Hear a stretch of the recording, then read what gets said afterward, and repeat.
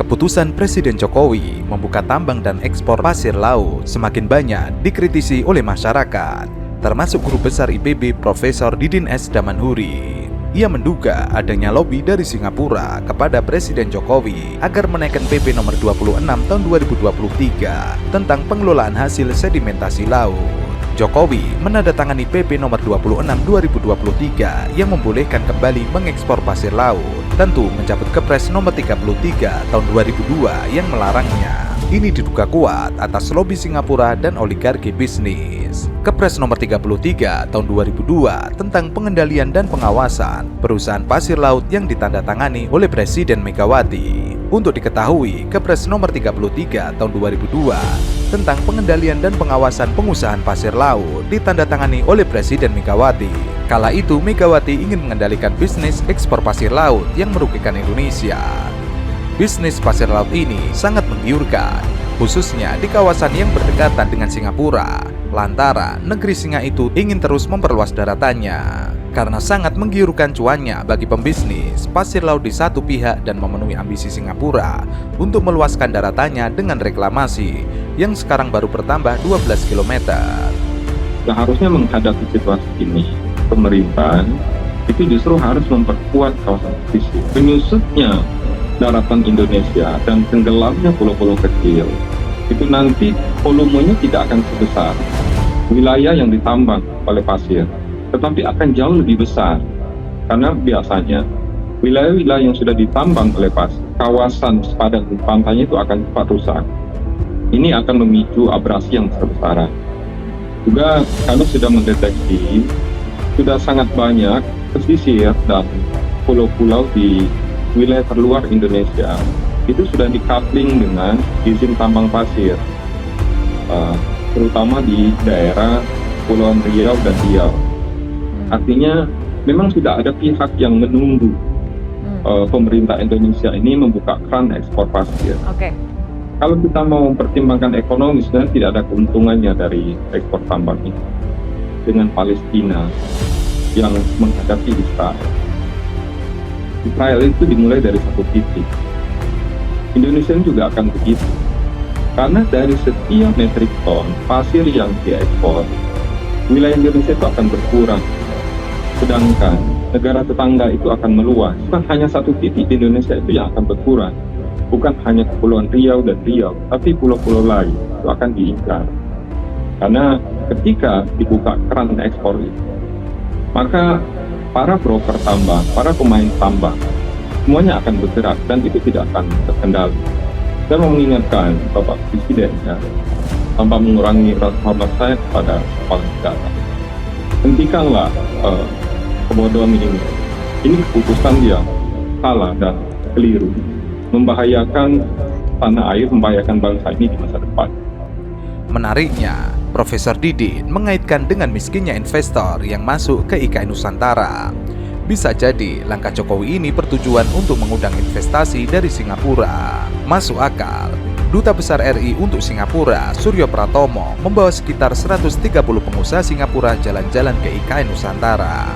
Arahnya jelas, menggiring mereka membangun bisnis di IKN Nusantara. Kunjungan pengusaha Singapura ini merupakan tindak lanjut dari Leaders Retreat antara Presiden Jokowi dengan PM Lee Hsien Loong, di mana Singapura menyatakan dukungan atas pembangunan IKN Nusantara. Pembangunan IKN Nusantara merupakan proyek terbesar di Asia Tenggara, nilainya 32 miliar dolar Amerika Serikat.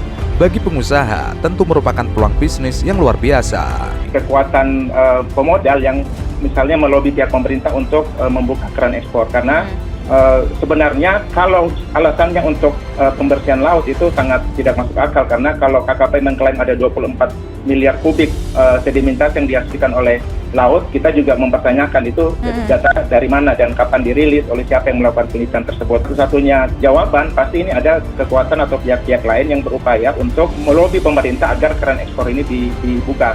Karena kita tahu bahwa negara tetangga kita Singapura itu sangat tergantung atau sangat membutuhkan pasir laut dari Indonesia. Sejak 2000 ketika ini dihentikan, mereka mengalihkan impor dari negara-negara lain, misalnya dari Kamboja, dari Vietnam, tetapi secara ekonomis akan sangat menguntungkan kalau impor itu dilakukan dari Indonesia, bahwa lokasi sedimentasi di laut yang pembentukannya dari alam itu tidak signifikan kalau untuk menjadi sumber material. Kalau dari laut itu sifatnya hanya karena kalau dari laut sumbernya karena ada bencana alam atau tsunami. Jadi sedimentasi yang terjadi di pesisir itu asal mulanya dari darat, misalnya karena ada kegiatan pertambangan dan perkebunan.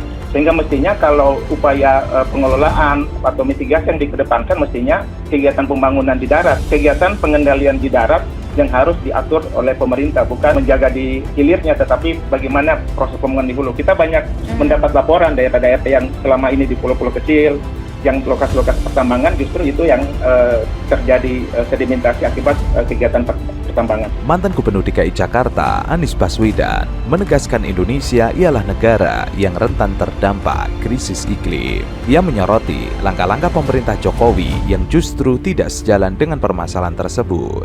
Bahkan, Anies Baswedan menyinggung kebijakan kontroversial terkait ekspor hasil sedimentasi laut yang diantaranya berupa pasir. Kebijakan ini dinilai semakin memperparah kerentanan Indonesia terdampak krisis iklim. Saat pulau-pulau terdepan rawan tenggelam, daerah pesisir terancam abrasi.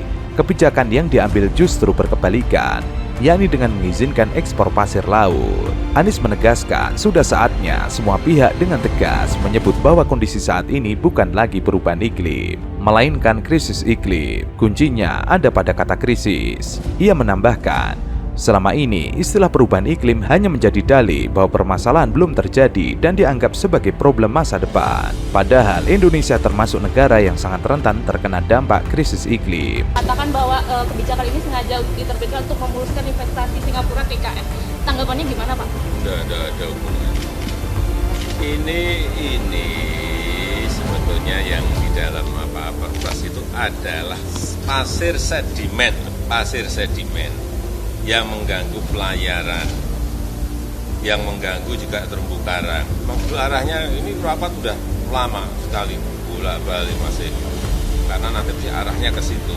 Anies mengakui beragam komitmen penyelesaian krisis iklim sudah dibuat dengan target tinggi.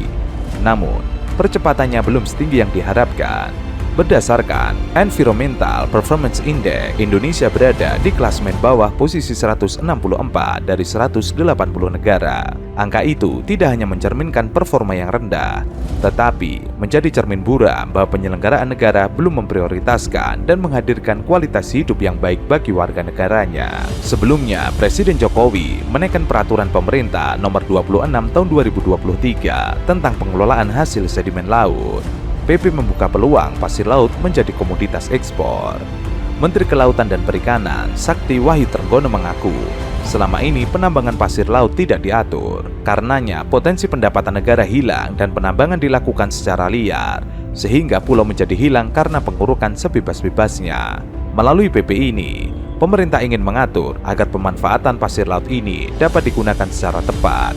Ia berdalih wilayah Indonesia masih membutuhkan pasir untuk reklamasi. Ia membayangkan seluruh kebutuhan dalam negeri saja untuk reklamasi tidak kurang dari 20 miliar kubik. Selama ini gratis. Tujuannya kalau diminta anggaran terus melalui Banggar sudah kerja setengah mati.